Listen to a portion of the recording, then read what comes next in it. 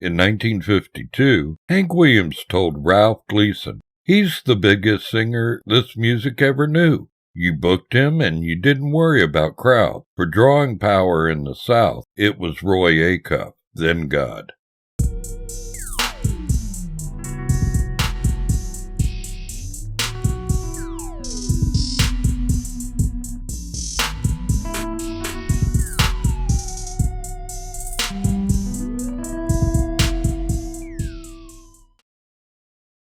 250-odd years ago, the United States sent the British royal family packing, although they have learned today that if you really want to destroy the British monarchy, joining them works better than beating them. But when it comes to music, Americans do seem to have a charming devotion to adding to the corpus of royalty, with an entire hierarchy of musical nobility and general honorifics. There's a king of rock and roll, a king of the blues, a king of swing, and an empress of the blues. 3 kings of New Orleans trumpets, a king and a queen of pop, 2 rival kings of soul, an undisputed queen of soul, a king of the surf guitar, a queen of R&B, a queen of folk, a queen bee, queen, a king of ska, co-regent emperors of soul, Count Basie,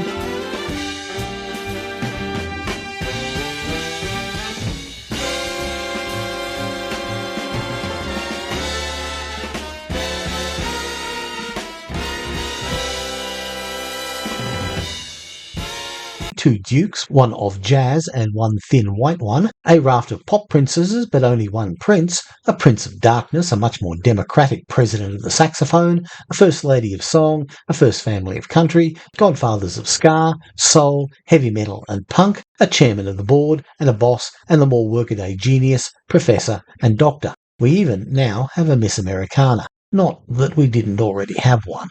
But of all of the titles handed out by popular acclaim or publicity department, there is one that will never be disputed, none more rightfully given or more humbly worn than the title of King of Country Music.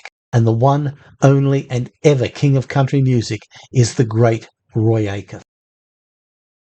So beloved was Roy Acuff, during World War II, Japanese propagandists found fake news about his death had a far more deleterious effect on American morale than fake news about President Roosevelt's death. So beloved was Roy Acuff that when he did a tour of California in the immediate post-war years, when California was still considered risky territory for country music, so many relocated and deracinated Texans, Okies, Georgia boys who had moved west for war work turned out for his gigs that local fire departments got to making a habit of closing venues down due to overcrowding. So beloved was Roy Acuff that when he decided to make some extra money selling songbooks for a quarter and plug the venture to patrons on the Grand Ole Opry on Saturday night, by the following Wednesday there were 10,000 quarters piled up in the offices of WSM. There weren't but a handful of songbooks to go around, but folks just trusted Roy to get their book to them. The songbook eventually sold 100,000 copies and gave Acuff the germ of the idea for Acuff Rose Music Publishing, the most successful music publishing company in country music. So beloved was Roy Acuff that when the Republicans nominated him as a joke write-in candidate for the governor of Tennessee in 1948, after both the Democrats and the Republicans had sought him to run legitimately in 1944, he was selected and increased the Republican vote by 7% in a heavily Democratic state. He later said the best things Democrats ever did for Tennessee was to stop him from becoming governor. Roy Acuff had hit records in 7 different decades. He was the first living person elected to the Country Music Hall of Fame. He was the first country music performer to be honoured with the National Medal for the Arts. He taught Richard Nixon how to do yo-yo tricks. Acuff is such a singular figure that it seems almost trite to say that Elvis Presley is to rock and roll as Acuff is to country. They both took the existing order, amplified it, went nationwide with it, and as their relevance ebbed, Presley's much faster than Acuff, they came to embody the music they came to symbolise, but with Acuff as a conservative figure and Presley as a reactionary.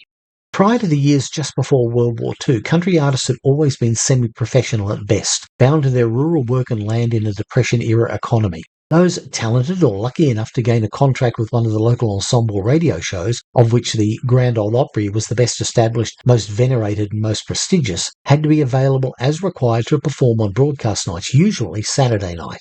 Now, Saturday was the best night for booking gigs in the honky-tonks, so it made it very hard for performers to arrange any kind of regular income from gigs or tours because they always had to be within driving distance of the farm or, as their contract stipulated, the Opry, Hayride or whoever. And the middle to lower tier performers didn't even know when their radio show would require them, often only getting notice that day. Although he is forever associated as the personification of the Grand Ole Opry, Acuff actually quit this institution in 1946, frustrated that they were impinging on his right to earn a living. With that, Roy Acuff was one of the very first performers to make himself a full professional, quitting the Opry, basing himself in Nashville and touring the country extensively. He got involved in the music publishing and promotion business, assisting the Opry to book its own tours and becoming one of the very first, if not the very first, country artists to promote themselves as a brand, as much as an in-person presence. When Hank Williams was suspended from the Opry, an act Acuff advised Opry manager Jim Denny on doing and for which Acuff later expressed great regret, such was his celebrity and the value of his brand, he could leverage a much more favourable contact out of the rival Louisiana Hayride, which allowed Williams to pursue lucrative income streams from touring, had he been sober enough to follow through. It was pursuing a missed gig from one such tour that Williams expired, barely 3 months after signing with the Hayride, in a story that will one day soon be told here on The Righteous Bojambo. But this showed the up-and-coming generations of honky-tonk singers who were to rule country for the next decade that they could leverage touring to build their following more than the radio, and big radio became a destination for successful acts rather than the only way they could be launched. It was an early ride to hillbilly heaven for Hank, but a long and prosperous and interesting to say the least life for Roy Acuff. But to be honest, by the time Hank had moved from the caddy to his silver casket, Roy Acuff had already lived the life of 4 men and had opened the doors to country music as a national phenomenon, which the young Turks like Williams were to charge through and create the biggest music in America for the next 50 years. Born in 1903 in Maynardville, Tennessee, 25 miles or so northeast of Knoxville, to a relatively well-to-do family with a doctor, a senator, and a local Baptist preacher amongst his immediate kinfolk. In common with a number of his country music performer peers, Acuff was a bit of a jack of all trades, an accomplished fiddler, singer, comic, athlete, and boxer. After trying his hand at several trades, he tried out as a semi-professional baseball player, making the grade at a Giants farm team until a severe sunstroke ended his career. He turned his energies back to the fiddle, practicing to records on his front porch until long into the night. In 1932, he joined a medicine show where his fiddling and banjo playing made him quite a popular attraction. But it was his unique vocal technique that really caught the attention, because Acuff not only sang well, superbly well, in fact, but he sang loud, which helped him slice through the din and the ruckus of travelling shows and revivalist meets. Like Charlie Poole before him, Acuff was an adopter and adapter of older musical forms. Not a prolific songwriter, although he did provide As Long As I Live for George Jones and wrote a #1 hit in Big Bad John with Jimmy Dean, Acuff channeled the songs and particularly the melodies of the hill music he grew up listening to and tweaked them to an audience of a generation further removed from that which Charlie Poole held in thrall in the mid-1920s. After making his name with the big hit The Great Speckled Bird, Acuff got to the Grand Ole Opry in 1938 and country music singing pretty much began and some still say ended with him. Blessed with, by any objective standard, a magnificent voice. It was how Acuff chose to sing with it that was the all-time game changer. Hitched to a broad Tennessee accent, he sang out loud, which made him super clear on the staticky radio. His voice was a keening roar, racked with emotion, and that quality Southerners most valued in their singers, called sincerity, and instantly identifiable to anyone from the South as one of theirs. Acuff was one of the key elements in initiating and finalising country music's shift from a primarily instrumental form to a primarily vocal one. Like Bing Crosby or Bessie Smith with the electric microphone, Acuff was a performer who found this medium above all others. Everything about Roy Acuff was meant for the 50,000 watts of mega power that WSM blasted out on Saturday evenings with the Grand Ole Opry.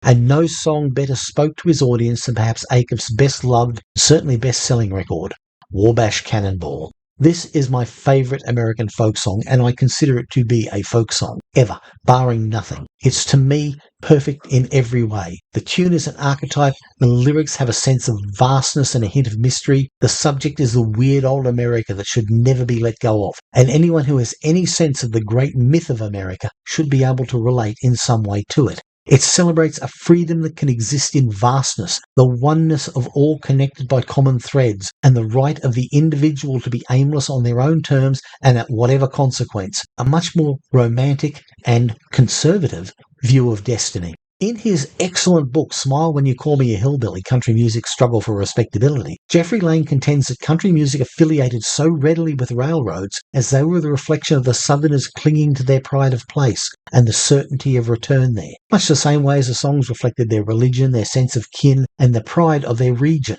Roads deviate, railroads run straight. Lang also contends that country songs tend to travel east-west-east and blues songs south-north-south. Subsequently, country music began with trains, with Wreck of the Old 97 to Jimmy Rogers and Hank Snow to Hank Williams's So Lonesome I Could Cry, trains to Johnny Cash and Merle Haggard. There were railroads to heaven and railroads to hell.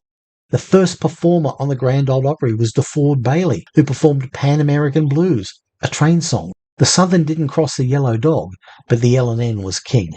And Acuff, especially in his 1947 recording of Wabash Cannonball, catches a moment when history, particularly the migratory history of America, was on the turn. Within 5 years, the railroad, symbol of the north-south ribbon that bound the South, were to begin their descent into irrelevance in the face of the national highway system. And the bridge that Acuff built between country music of yore and the modern, more urbanized experience, which was to become the core of honky-tonk music, was being crossed by innovators like Ernest Tubb and Hank Williams. Country was still outlier music, but with the waves of the rural diaspora from the Depression and the blossoming post-war industrial era, it was becoming a nationwide community, and the new wave of professional touring country musicians, spearheaded by Acuff and the great Bob Wills, bound it together. Acuff's sales dropped off in the 50s and 60s as he concentrated on touring, and honky-tonk and the Billy Sherrill countrypolitan sound came to dominate the airwaves, and he rejoined the Opry as an ambassador and increasingly occasional performer, especially after a bad car wreck in 1965, and moved into a semi-retirement as a revered elder statesman of his music and the living embodiment of the Opry.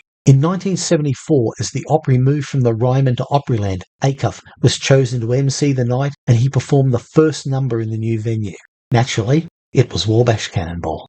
Acuff probably didn't realise what he was doing, or necessarily the importance of what he was doing in the context of the industry and social changes going on around him. But it was his gifts and his humility and integrity that shaped the music such that it could survive them and prosper through them. Most likely he wouldn't recognise the travesty that country music has become since his death in 1992, but anyone who knows what country can and should be knows it simply has to go back to Roy Acuff and it will all start again.